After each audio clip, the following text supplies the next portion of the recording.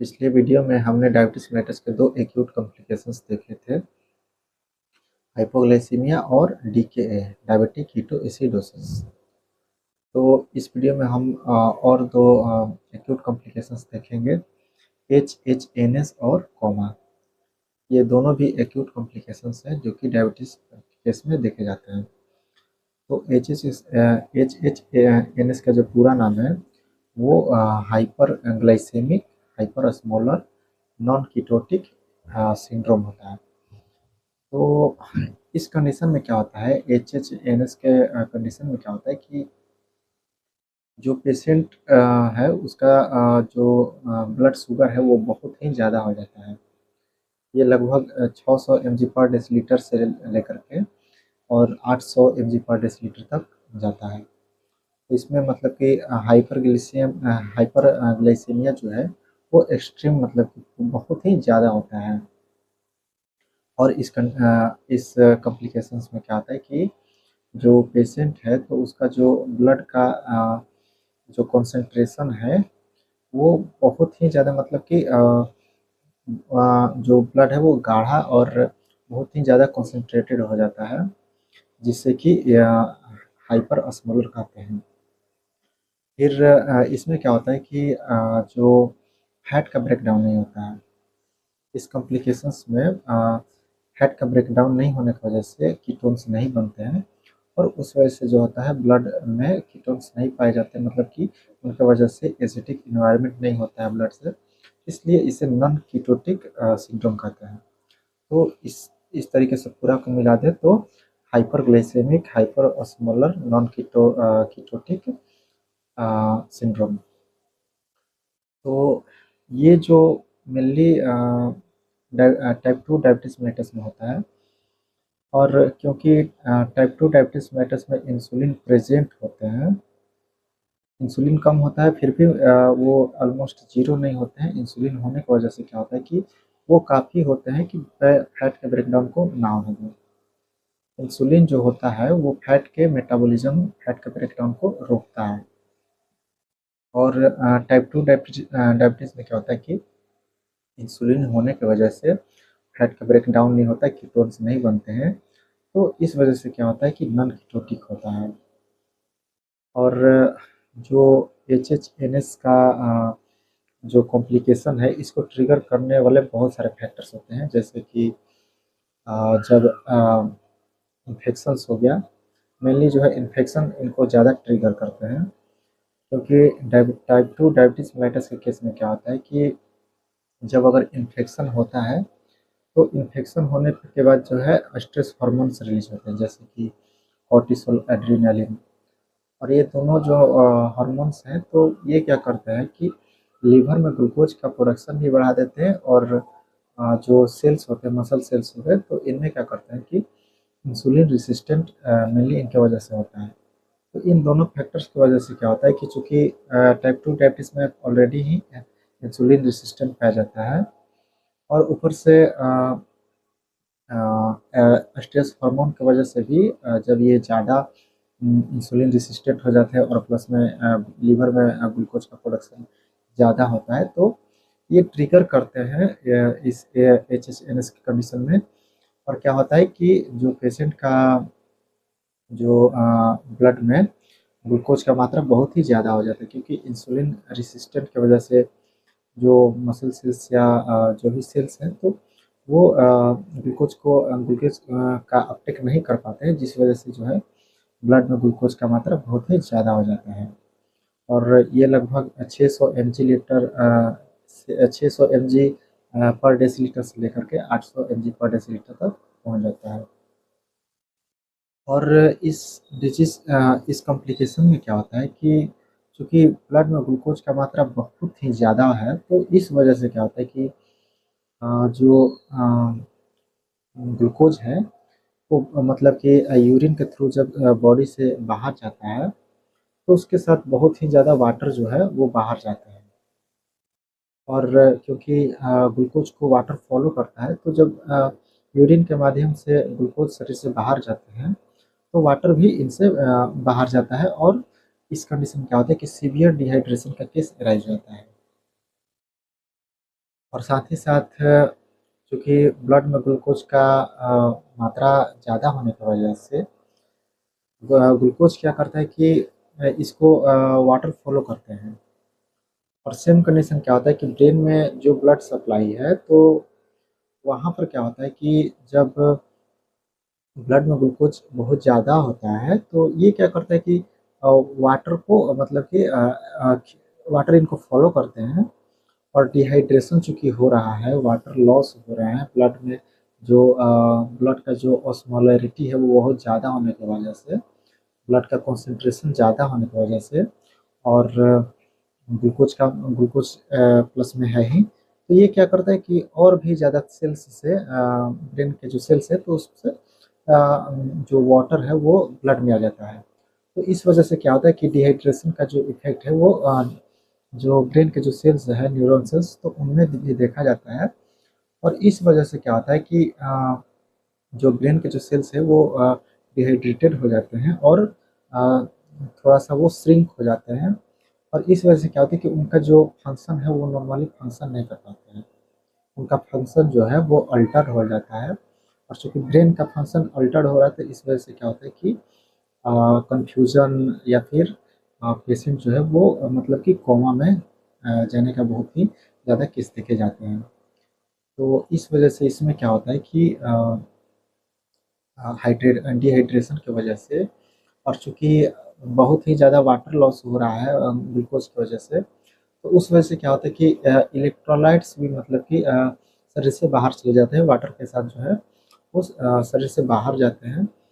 और इस वजह से क्या होता है कि इलेक्ट्रोलाइट्स का कमी प्लस में डिहाइड्रेशन की वजह से जो ब्रेन के जो सेल्स हैं वो डिहाइड्रेटेड हो जाते हैं, और थोड़ा श्रिंक हो जाते हैं, और इस वजह से उनका जो नॉर्मल फंक्शन है वो ना होने की वजह से जो पेशेंट है उसमें कन्फ्यूज़न, और फिर कोमा, मतलब कि कोमा का केस राइज़ होता है। तो इस वजह से जो है एचएचएनएस एक बहुत ही मतलब कि सेंसिटिव सिचुएशन होता है। इसमें जो है बहुत ज़्यादा ज़रूरी होता है ये इमीडिएट मैनेजमेंट। तो इसे हम लोग नोट डाउन कर लेते हैं।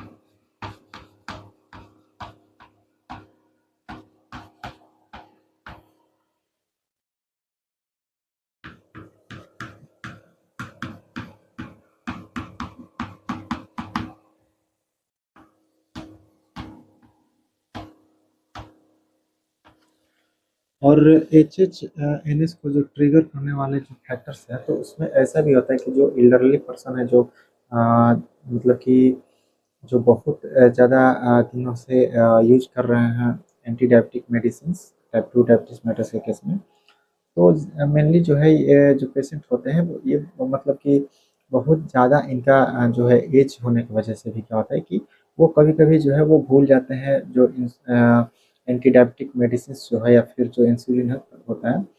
तो इस वजह से क्या होता है कि जब वो अगर एंटी डायबिटिक मेडिसिन्स अगर मिस करते हैं, और ऊपर से जो है लेस वाटर का इंटेक करते हैं, तो ये दोनों जो है फैक्टर्स क्या करते हैं कि अगर एंटी डायबिटिक मेडिसिन्स को अगर वो मिस कर देते हैं, तो उससे क्या होता है कि जो इंसुलिन का जो मात्रा है वो कम हो जाता है, और इस वजह से, और प्लस में अगर वो वाटर का भी कम इंटेक कर रहे हैं, तो इन दोनों फैक्टर्स की वजह से क्या होता है कि ग्लूकोज का जो मात्रा है ब्लड में वो बहुत ही ज़्यादा हो जाता है, और ये मतलब कि इसे हम कह सकते हैं कि ये ट्रिगर करता है। तो इसका हम लोग क्या इसके सिम्पटम्स होते हैं, और इसका जो मैनेजमेंट है, तो ये डीके के सिमिलर ही होता है, क्योंकि डीकेए में भी मतलब कि डायबिटिक कीटोएसिडोसिस में क्या होता था कि बहुत ही ज़्यादा ब्लड में ग्लूकोज का मात्रा होने की वजह से, और फ्लूइड लॉस होने की वजह से डिहाइड्रेशन होता था, तो उसमें भी जो मैनेजमेंट था तो वो एनएस के द्वारा होता था। और इसमें भी सेम टू सेम मतलब कि मैनेजमेंट होता है, पर इसमें थोड़ा-सा जो इंसुलिन का जो सेंसिटिव जो रिस्क होता है वो कम होता है। क्योंकि ये टाइप 2 है और वो टाइप 1 था। तो टाइप 2 में जो है इंसुलिन पहले से ही होता है, पर कम होता है, फिर भी ऑलमोस्ट ज़ीरो नहीं होता है, पर इंसुलिन होता है। इसलिए इसमें क्या होता है कि लेस डेंजर रिस्क होता है इंसुलिन को लेकर के। तो इसका मैनेजमेंट हम मतलब कि आप देख सकते हैं पिछले वीडियो में हमने डीके में डिस्कशन किया कि किस तरीके से मैनेजमेंट इसका होता है। तो सेम टू सेम होता है इसका भी मैनेजमेंट। तो सिर्फ हम इसका जो है सिम्टम्स देखेंगे।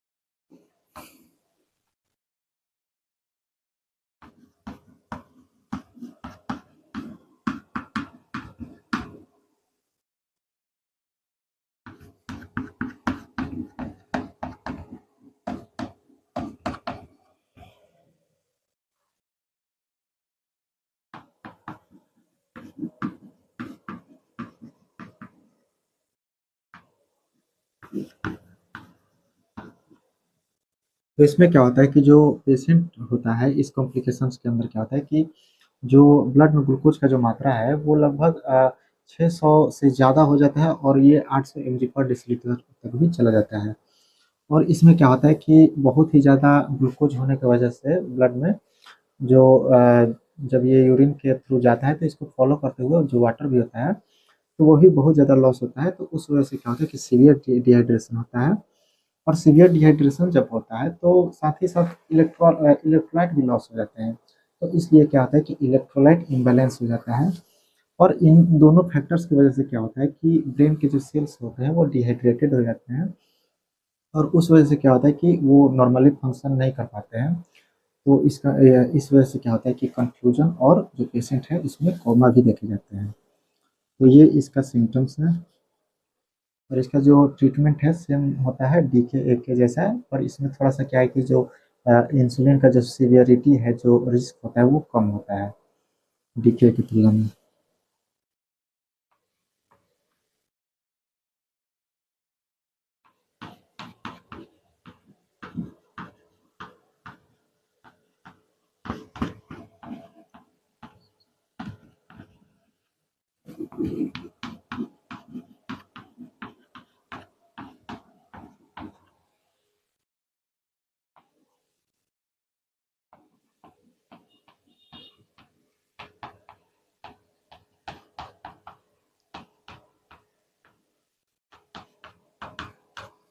इसलिए अगर आप इसका मैनेजमेंट देखना है तो आप पिछले वीडियो इससे जस्ट पीछे पिछले वाला जो वीडियो है तो उसमें इसका मैनेजमेंट डीके का मिल जाएगा, डायबिटिक कीटो एसिडोसिस में। तो सेम टू सेम उसका मैनेजमेंट होता है। तो इसके बाद हम देखते हैं कोमा।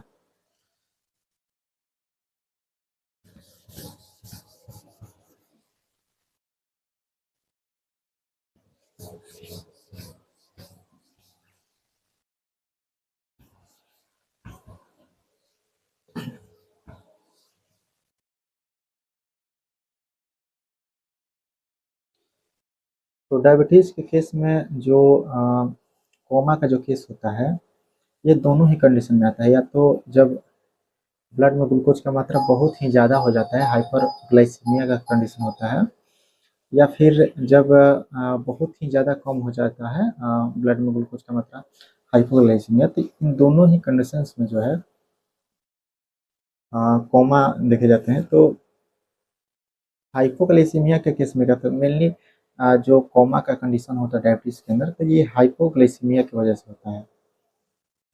तो ऐसा इसलिए होता है कि जो ब्रेन होता है, तो ब्रेन के जो सेल्स हैं वो मेनली डिपेंडेंट होते हैं ग्लूकोज पे। इन्हें कंटिन्यूअसली जो है ग्लूकोज चाहिए होता है।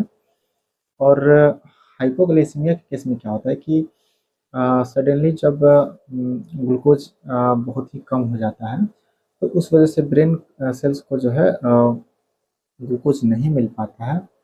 तो इस वजह से क्या होता है कि वो शट डाउन हो जाते हैं और जो पेशेंट होता है वो अनकॉन्शियस हो जाता है, मतलब कि कोमा में चला जाता है।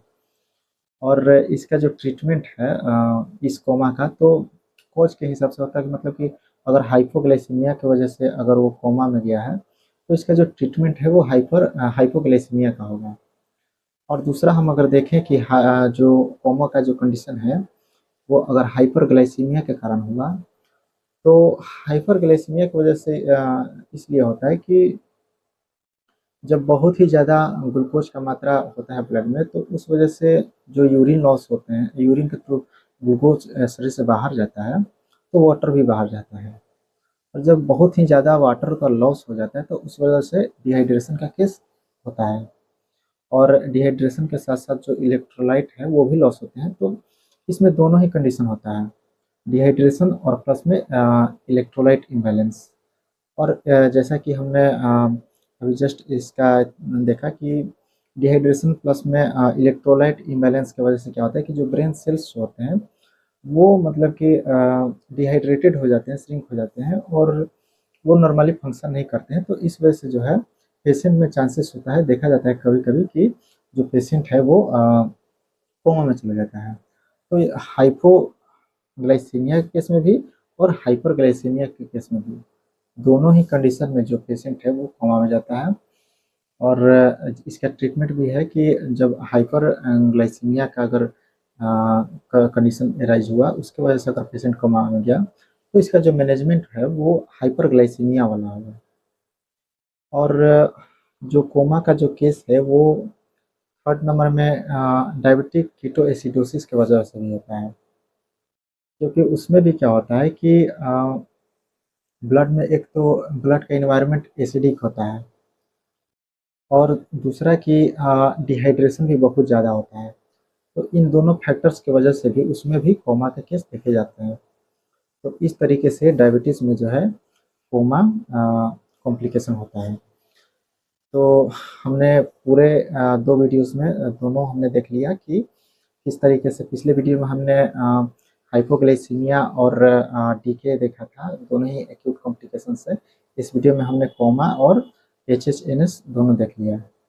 तो कोमा को हम लोग नोट डाउन कर लेते हैं। और क्योंकि इसका जो मैनेजमेंट है वो अकॉर्डिंग टू कॉज होता है, मतलब कि इसका जिस कारण की वजह से कोमा में पेशेंट जाता है, तो उसका जो मैनेजमेंट भी है तो कॉज की वजह से है। तो इसलिए इसका मैनेजमेंट हम नहीं डिस्कस करेंगे, क्योंकि इसका मैनेजमेंट कॉज के आधार पर होता है।